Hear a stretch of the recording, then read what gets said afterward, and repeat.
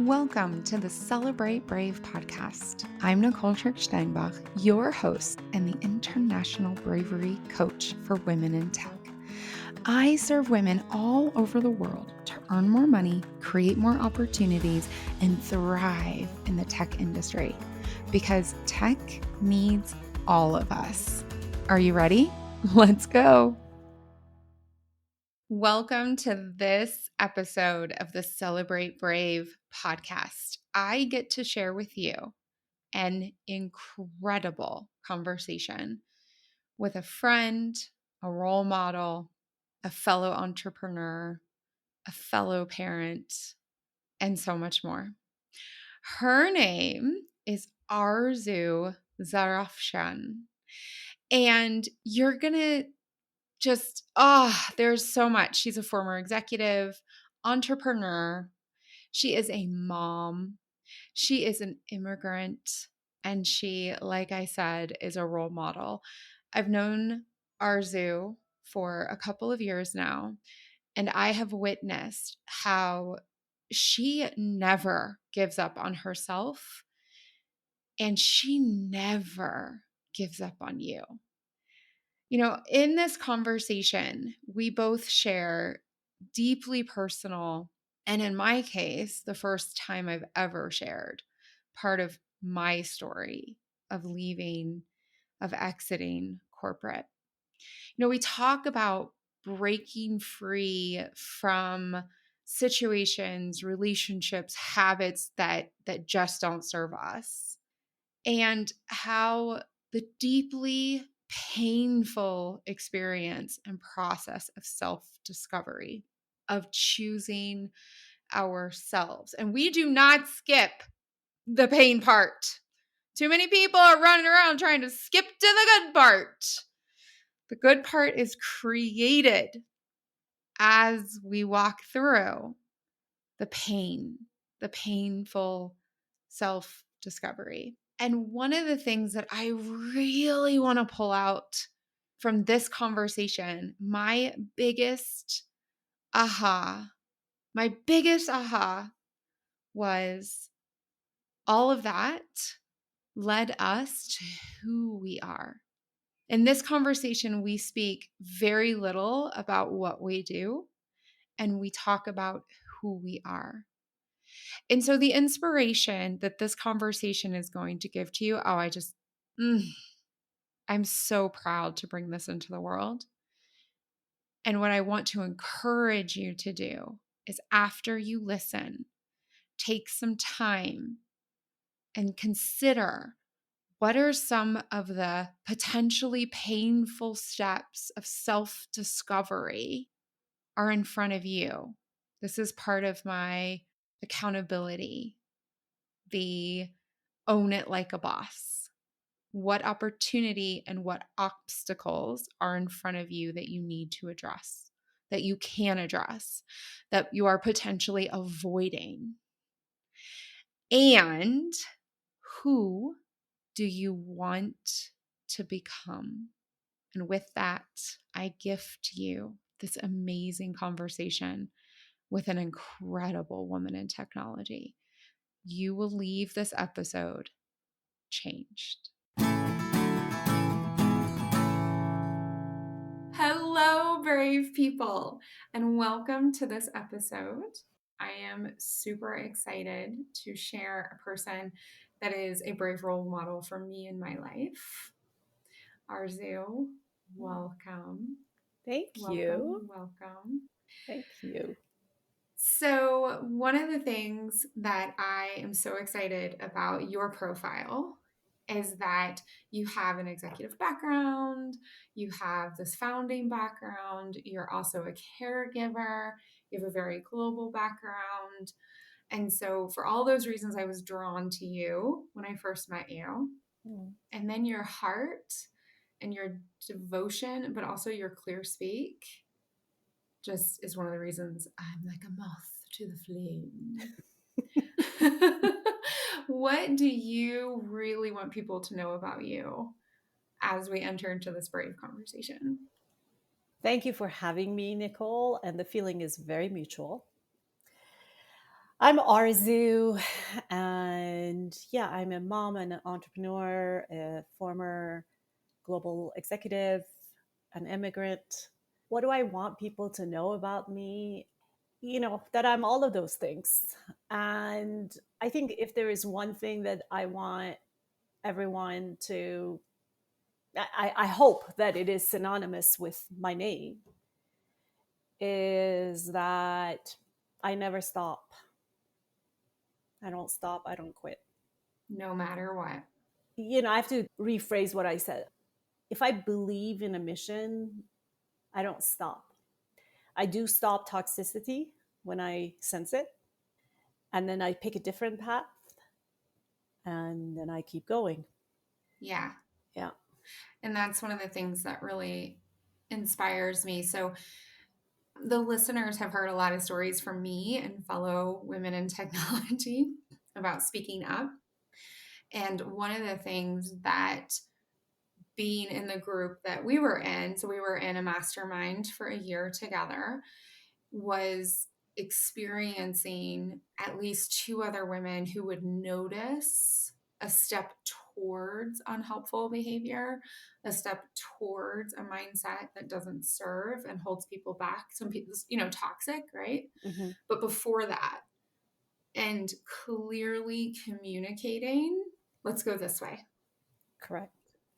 And I think that's one of the most, I'm hesitating to say this because there's so much beauty, but I genuinely feel right now for a lot of my clients and for myself as well, this is a skill, is meeting the trend before it's toxic Hmm.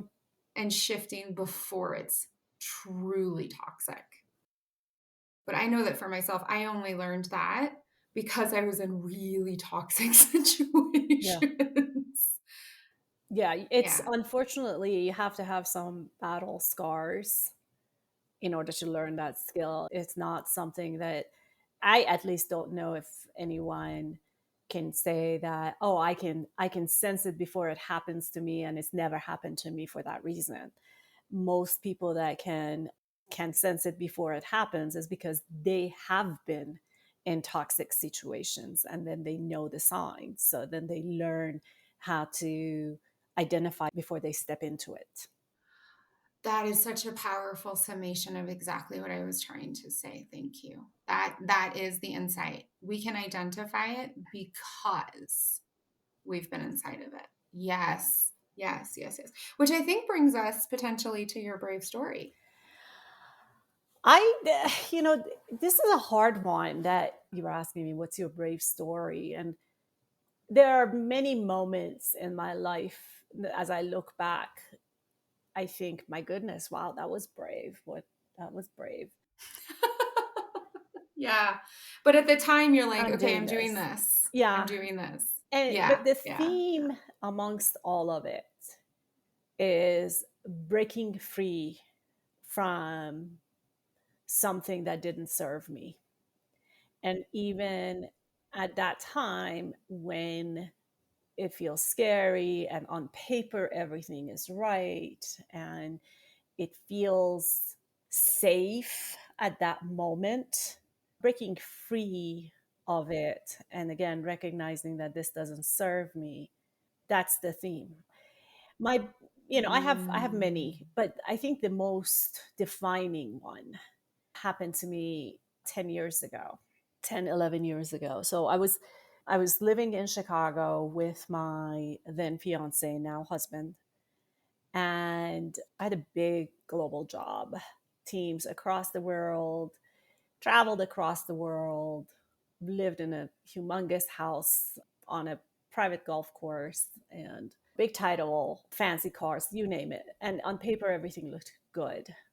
Everything, So on paper, it was like check, yeah, check, yeah, check, check, success. success. Yeah, Okay. yeah.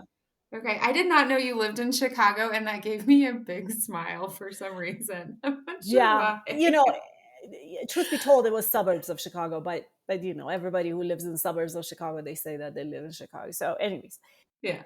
again, on paper, everything looked really, really good. but I was in a job that was making me miserable. And it wasn't so much the job itself, it was the people that I worked with, minus my boss. I loved my boss. My boss is still a dear friend, but he left when things changed. And then it was just very, very toxic. And for a long time, I kept telling myself, "Oh no, I like this. No, it's good. It's these are the challenges I need to face, and these are good." But I mean, how much can you lie to yourself? And I mean, there were days that I would just leave the office and go cry somewhere. Oh God, Yeah, I've been there. Oh yeah. God, I've been there. There was one time that, after the regime changed and my boss, left, and I was in this executive meeting, at the highest levels of the company. And in this meeting, and I think I was the only woman, I think. In this meeting, I was feeling Mm. so down and so sad and just pent up emotions. And I kept telling myself, I can't cry here. I cannot cry in this room. I will not cry. But I knew that that was not possible. So what did I do in this meeting room? I put on my sunglasses because I did not want people to see me cry. And yeah. Oh wow. Anyway, so Yeah, we will twist and twist and twist yeah, ourselves, won't yeah, we? yeah. Yeah. And so it finally affected my health, and my health spoke to me. So it put me out for 3 months on disability. While I was on disability, just kept thinking, what do I do? Do I go back? And by the way, I had a promise of a promotion from the CEO that when I go back, Oh, I will even have a bigger yeah. title and bigger job, bigger pay. But I decided I'm going to quit. And this was 2010, which was the middle of the recession, the 2008 recession. So 2 years later, the economy hadn't come Mm. back, definitely not in Illinois. I had, all those fancy things that Yeah. I told you about meant debt. That's what it meant. Right. And, we had this house, this mortgage, all this stuff to pay for. And quitting also meant walking away from my equity in the company. Yeah. Yeah. So Yeah. I did that. I did that. And it was scary. And then my then fiance and I decided Illinois just doesn't work for us. So we moved to Colorado. And, Mm. things worked out afterwards. Things worked out. So you have on okay, so on paper, success, success, success, success.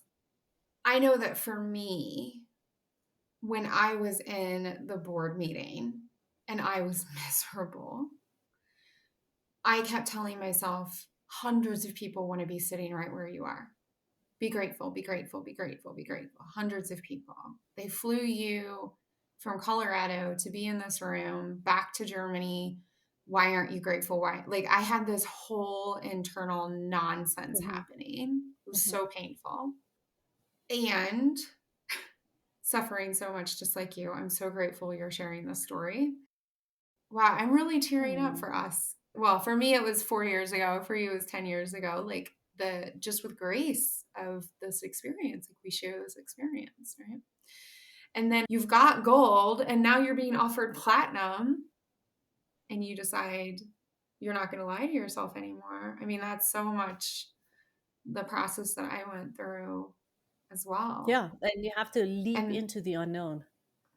That's the scary part. It wasn't that I was, and it's the same for you, Nicole. It wasn't that I was yes, moving yeah. from this job to this job. I was moving from, to your Mhm. point, gold and platinum into nothing, into nothing. Nothing.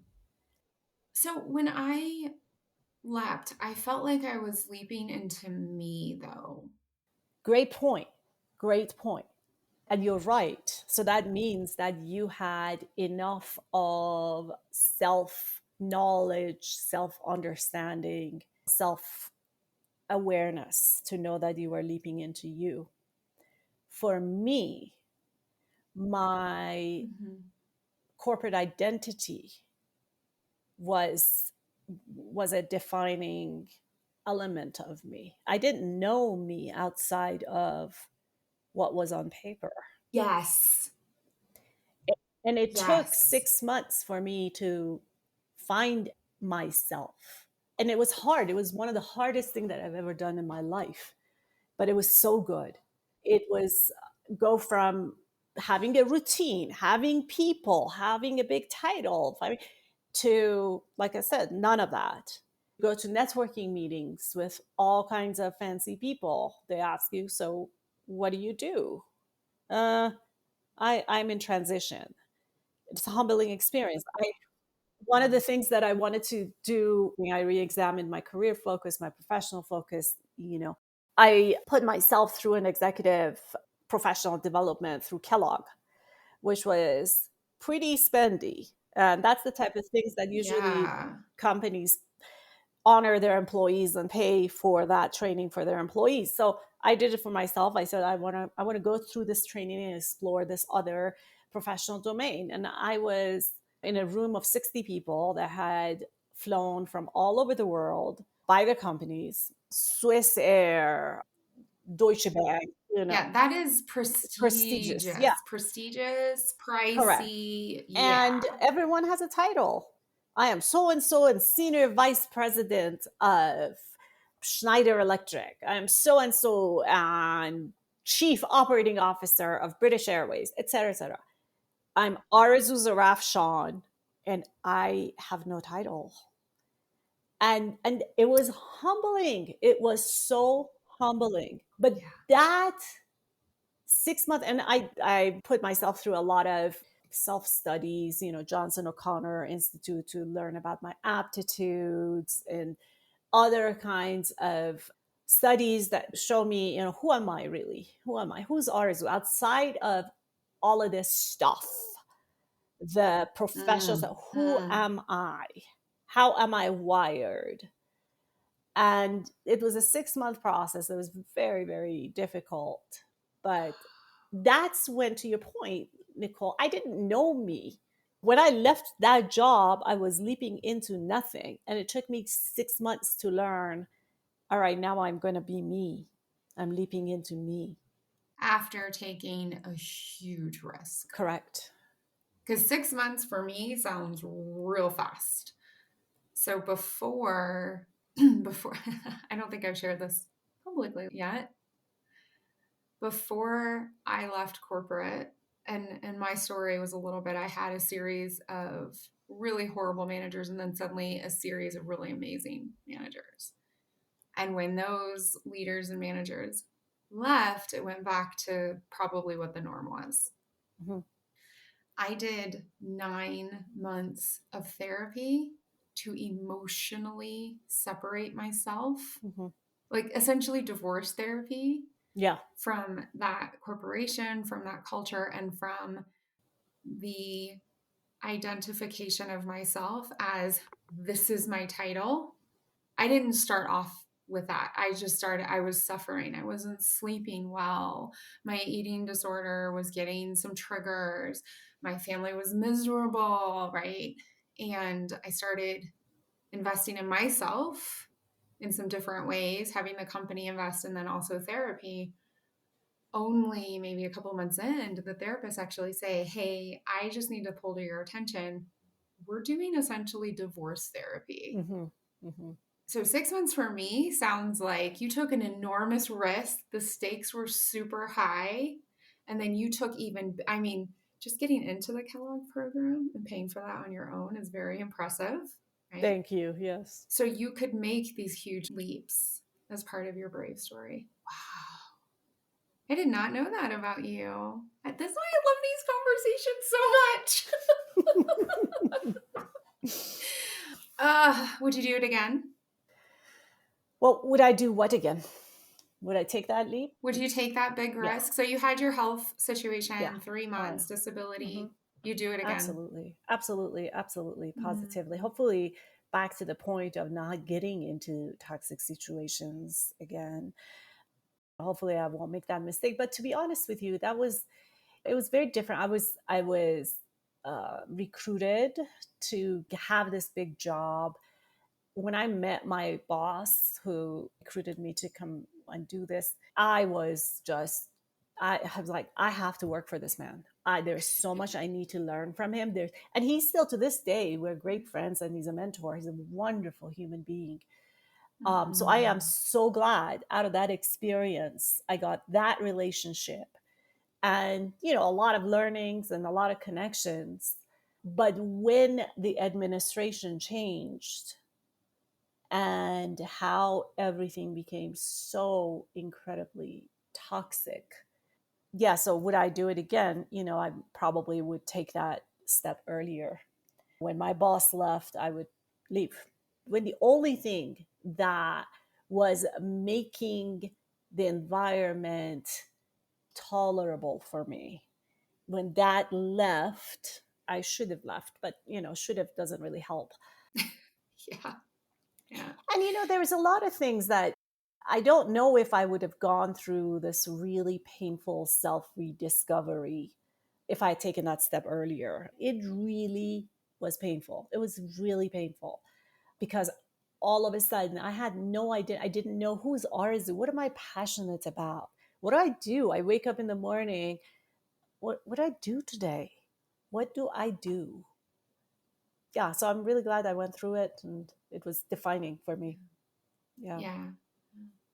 That's one of those things, like, that's a story that for me really crystallizes a belief, a very strong belief I have, that it's always who first Yeah, and then what and how. exactly Who right. am I?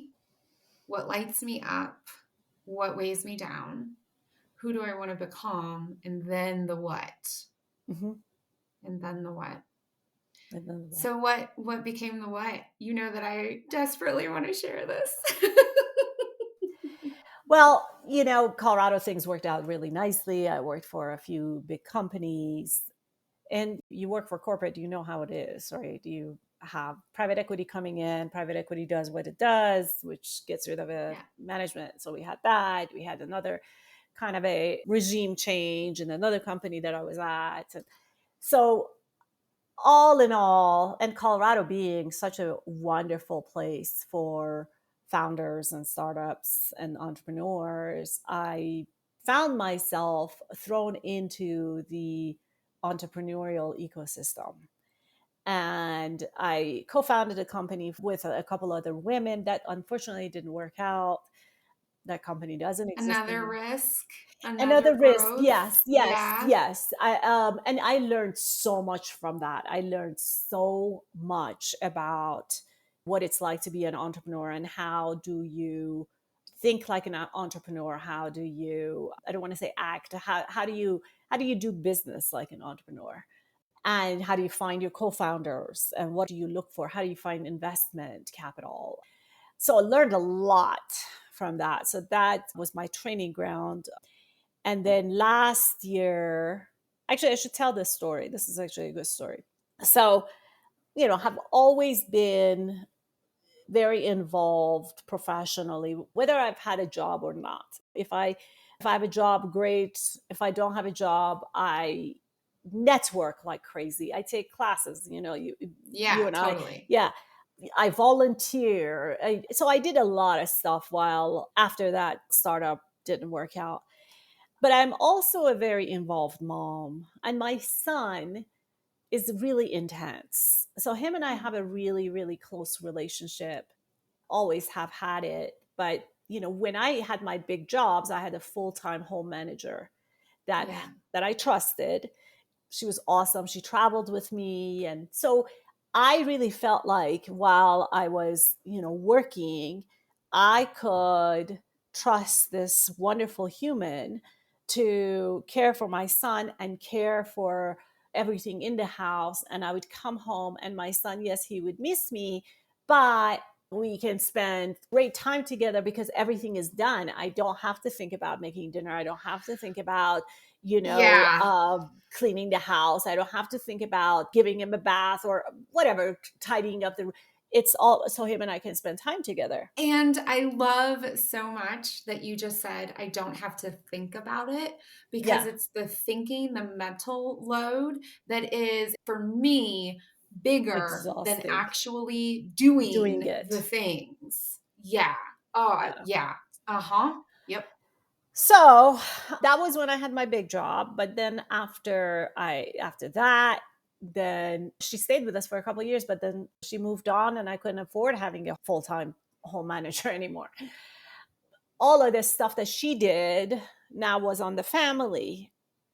My ambition didn't go away. I still wanted to be involved professionally. I still wanted to network. I still wanted to go to events. Yes. Exactly. Yeah. But all this other stuff is here too that needs to be done. So there was one weekend that it was particularly a difficult weekend for our family, and I had signed up to be a mentor for a startup event for women that weekend, the whole weekend. I signed up for it. So what that meant was I had to leave the house and leave my husband and my son together for them to figure out what to do. And I really didn't feel good about doing that, because it was just a very Mm. tumultuous time in our family and just a lot of tension between my husband and me. And I Mhm. didn't really feel like that was the right thing to do. At the same time, I didn't want to cancel my commitment. So we decided that my husband and my son were going to go spend the day at the Children's Museum. Yeah, I love that And I was place. going to go there with them and then take Uber, go to the startup event, do my mentoring, take Uber back, go to Children's Museum. They've had a good day, so we can go home. That was the plan. We did that. I took Uber, went to the startup event, but the whole time, my mind is racing. I'm thinking, gosh, did I leave the stove on when we left the house? Do we have stuff for dinner when we go home? The mental load The is mental load. real. Yeah. Did I take the Mm-hmm. dog out? What if she has an accident? Mm-hmm. My God, was my son wearing clean clothes this morning? Because I haven't done laundry for months, or for weeks, I should say. Mm-hmm. So all of this is in my head, and I look absolutely. I mean, all of that shows, It right? I mean, shows I am 100%. just stressed, Yeah. and my hair, like, awful. I have had a haircut for months. I mean, just Mhm. everything looked awful. So I went to this startup event. I was late, and they say, "Okay, we'll find a group." I find there's a number of women that are sitting together and talking. And I just went there, and they were working on a concept called "It Takes a Village," and it was Okay. about helping exhausted moms deal with the overwhelm. It was like therapy. So I mentored them throughout the weekend.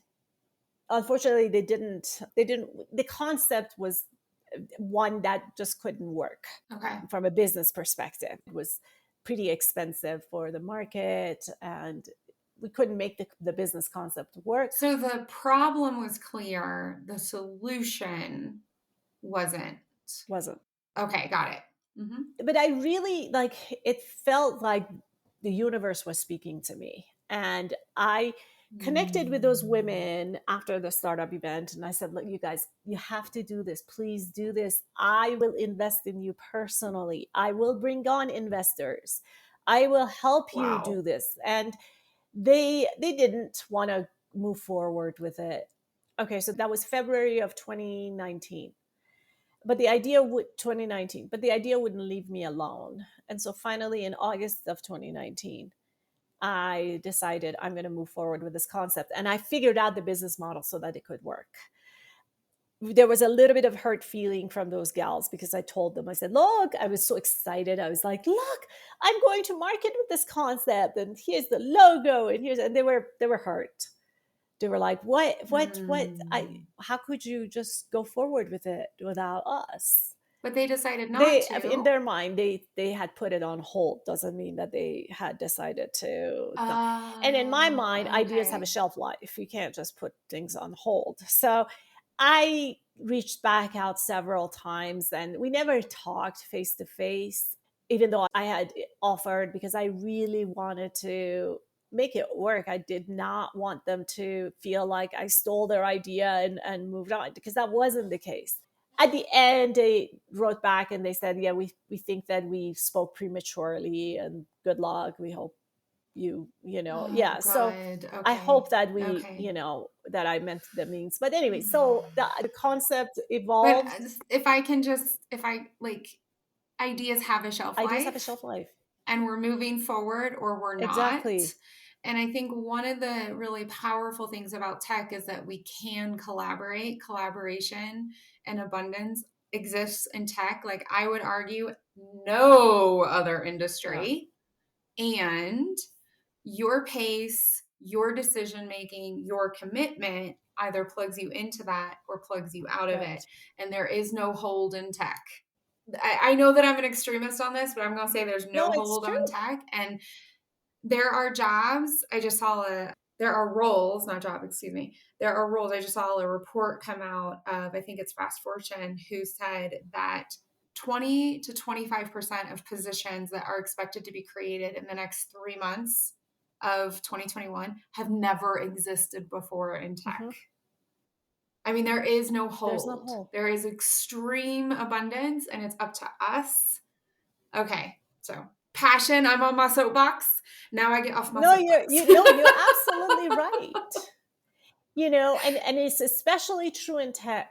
I agree. In my view, Mm-hmm. it's true on everything. You want to Yeah, that's fair. do something. There is no better time. That's my biggest learning. It was interesting because those 6 months, February through August, that the idea just wouldn't leave me alone. I kept telling myself, it's not the right time. I will do this when. I will do this when. And finally, I listened to myself and I said, no, I will do this now. Now Yeah. is the best time. Yes. So, anyways, the company was launched under the brand Dispatch Mom a year ago, September 2020. From August 2019 through September 2020, we were brand building, building the app, building the technology, and we launched in September 2020. We had a wonderful, wonderful customer the very first day that we launched. She was customer number one, and she believed in us, and she hired us. And her name is Nicole Steinbach. She's customer. She's She's amazing. I've heard about amazing. her. She's amazing. She's amazing. Because the problem is real. The problem is real. So, my husband, and I am so honored to have been your first customer. I didn't actually know I was your first customer until you told me later. Like, I was just like, I need on the gravy train.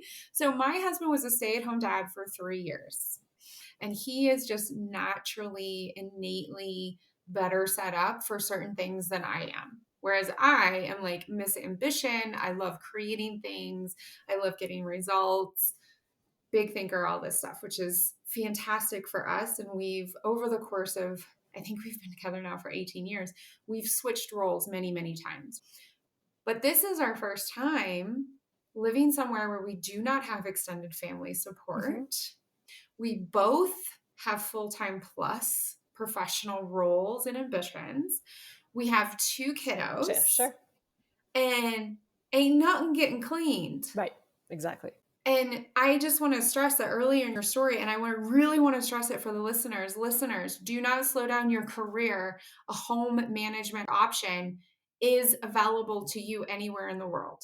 When I lived in Germany, I had support. When I live in Colorado, I have support.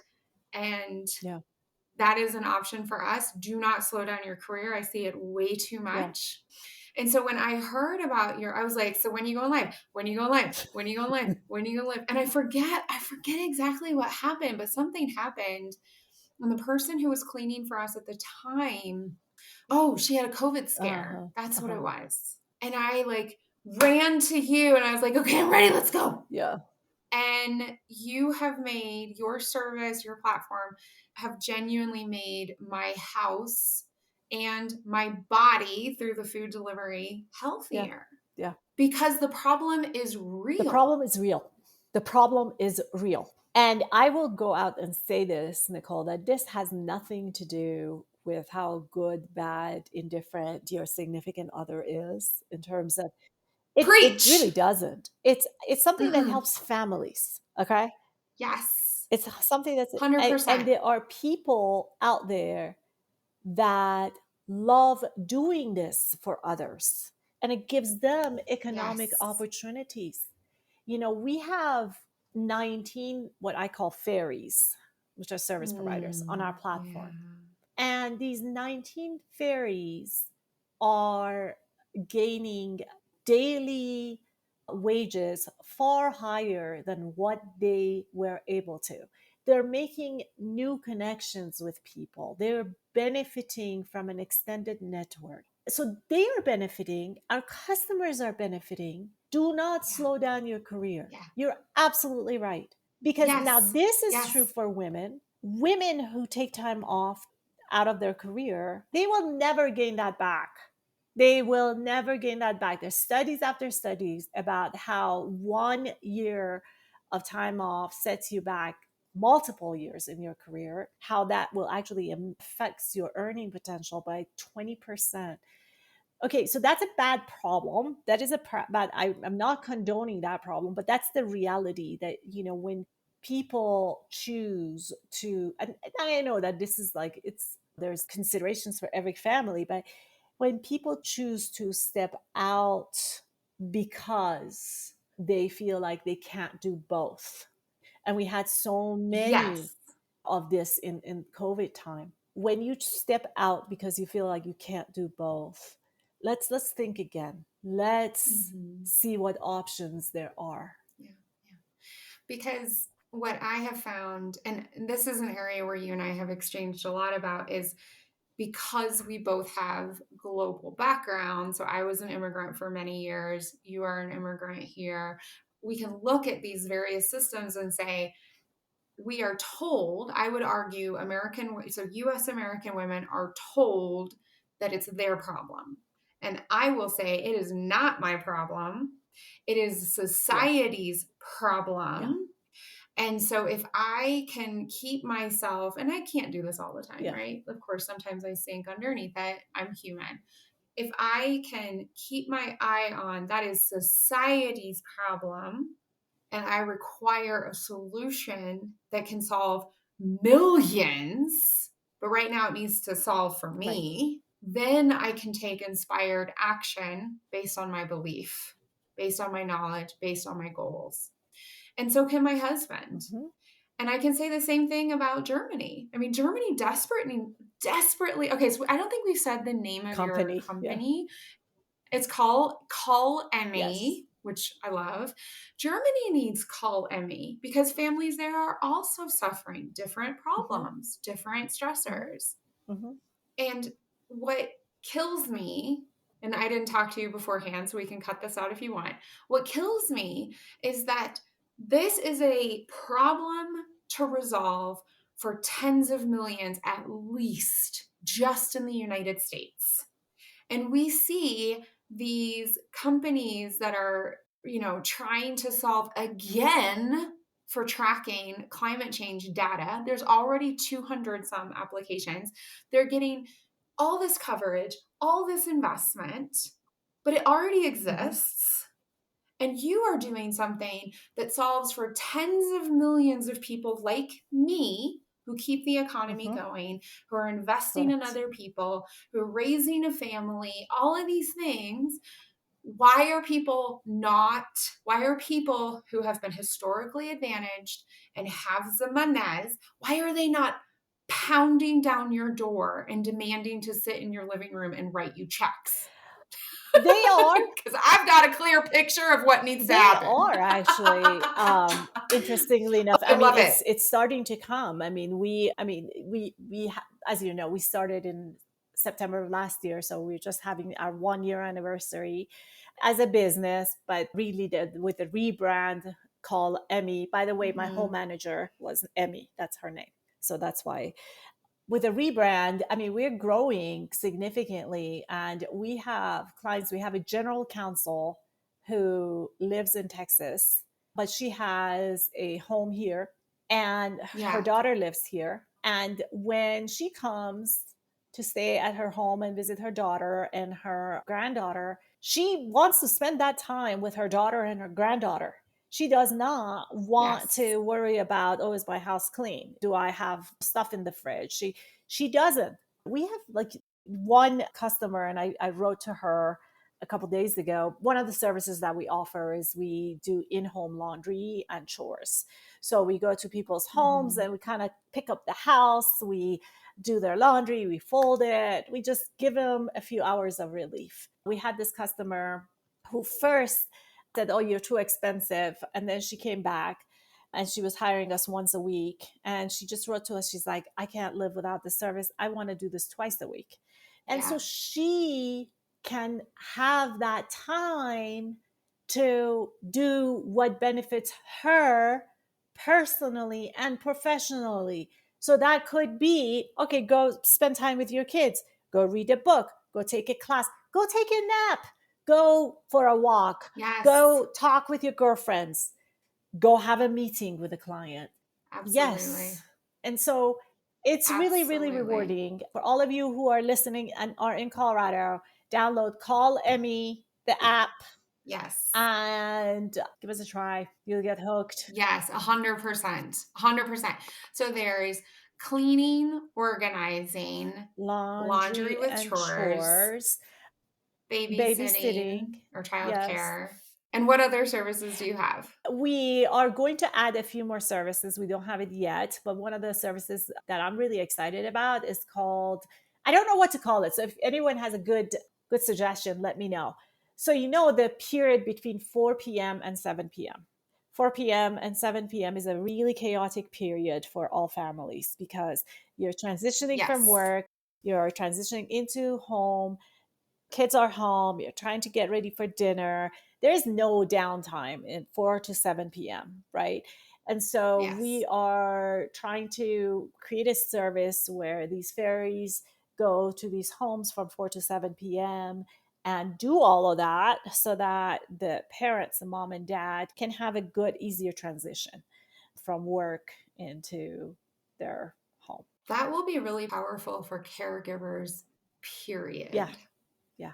Because, especially for seniors who are coming out of the daycare and they're transitioning, and perhaps they have physical stuff or dementia or whatever, that is such a hard time for those It's families as very well. true. That's the witching The hour. witching hour. The witching hour. That's very interesting.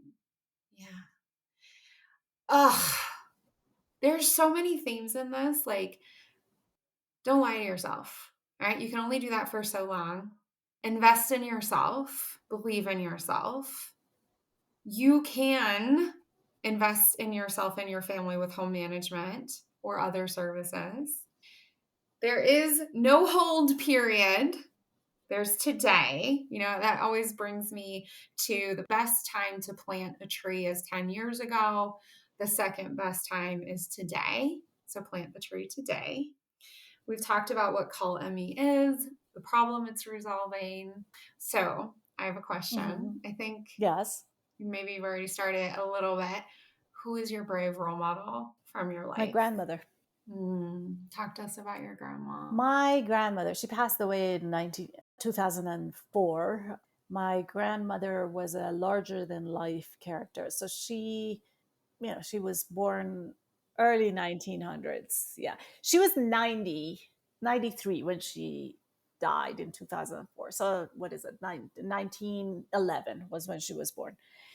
In Iran, and not even in the capital of Iran, in the provinces, Western province. Okay. So she was born into a monarch based Iran? No. What would she have been born into? Yeah, at that time it was a monarchy in Iran. Okay. Okay. But still, I mean, that was a very early monarchy, very early Yeah. monarchy. So she had sixth grade education. And she was saying that every morning, like she would wake up and she would beg her mother to send her to school. Please, I want to go to school. So anyway, so she only got sixth grade education and She was married off at age, she wasn't an adult, she was a child. So maybe 16, I think. Mm. Or no, maybe a little even, maybe 14. But her husband was also equally, like they were children that when they got married. And her husband was a wonderful man. So from that, she had, I don't know, she had 4 kids that survived, and then a couple of kids that didn't survive. Oof. But no, no, no, this is not a bad story. Listen to this. So she Times were so different, different. weren't they? Like, I'm just so full of gratitude that my daughter Hmm. has such a different Correct. experience. Correct. Wow. Okay. Yeah. So with all of that, she lived in, again, in western provinces until she was 40 years old. Her husband died of cancer, and he was like, what, 45, just a few years older. She had, my mom was a very young child. When my grandfather, her husband, died, he had a lot of debt. And my grandma paid off all the debt, sold the assets, moved her family from the west, and she had moved the family before then, moved the family from western provinces to Tehran, to the capital. And when she moved her family to the capital, her extended family, her husband's family, they all moved to the capital as well. They're like, oh, she knows what she's doing, we're going to follow her. She knows what she's So doing. that I she love moved it. to Tehran. They all moved to Tehran. My grandfather died. My grandmother liquidated the assets, paid off all the debt, and started investing. You were talking about investing in yourself. That's what my grandmother did. Yeah. Started investing. Now, investing in herself, investing in her financial well being. She started buying real estate and building homes and renting them and selling them. So, all of that, I mean, she lived independently all her life. And she was the Wow. matriarch in the family, wonderful human. She moved to the US at age 85. She became a citizen at age 85. Now, I'm going to ask you, what do you think the first thing she did when she moved to the US? I mean, I'm thinking about it's not the same thing, but the refugees I supported were so focused on learning English so Exactly. that their descendants could go to school, get an That's education. exactly it. She signed up for Really? English lessons at age 85. Yes. She borrowed my dictionary. I had this big farce. Yes. And she had indexed it, and she would do her homework, and she would actually feel anxious about, oh, I got to do my homework at Wow. age 85. After a sixth grade education. She will always be my brave role model because nothing stopped that woman. Nothing stopped her. And you are so strongly walking in her footprints, standing on her shoulders. Thank you. Mm. Thank you. Oh, thank you so much for sharing. I have teared Oh, up. That is just beautiful and so inspirational as well. Her spirit, her memory, her lessons will move on through your generations. that's for sure. Mm. That's for sure. Whew. So, how can people continue to learn from you, to experience you, to get involved in Call Emmy? Thank you. Well, so they can look me up on LinkedIn. I'm actually pretty active on LinkedIn. I'm trying to be more active on Twitter. So Twitter would be another one. I have a giant name, which I'm sure it'll go in your podcast notes. So just, It yeah. absolutely will. So look me up on LinkedIn or Twitter. Download Call Emmy, Emmy like Emmy Awards, EMMY, CALL space EMMY. Download the app. Yeah, let's connect. Excellent. Yeah, and definitely. So I'm not super active on Twitter, but on LinkedIn you really do. Your comments show up in my feed and I definitely get value from your network in that indirect way as well. So follow, follow, follow. Everything is in the show notes. Arzu, I'm so grateful for Oh, you sharing this incredibly vulnerable story and inspirational role model. I'm also deeply grateful for the service that you're bringing into the world. thank you. And there are genuinely, fully, completely tens of millions of people who need to benefit for what you're bringing. And I so strongly believe that it's absolutely just the beginning. And I'm so glad to hear that Thank you so investors much. agree with me. Thank you. All It right. was an honor, Nicole. With Thank you so much. Thank you. Take care, everyone. Thank you for listening to this episode of the Celebrate Brave podcast. If you're ready to build your brave, to live a life you love, and create a career that matters to you, reach out. Together, we can spend time one-on-one to explore how I can help you. And until then, share this episode with people in your life, people who can join our movement to redefine brave, how we identify it, experience it, and celebrate it.